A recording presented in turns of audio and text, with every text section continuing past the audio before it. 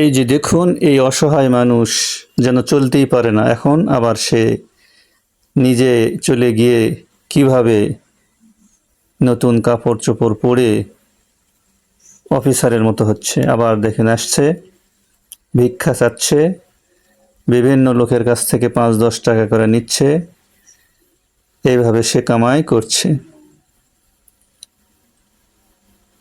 কৌশলটা দেখুন কিভাবে কামাই করতে হয়।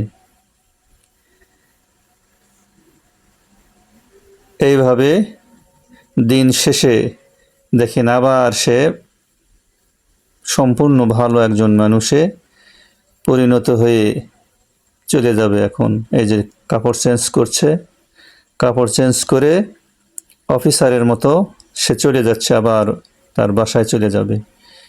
আসলে এই ধরনের ধূর্তবাজদেরকে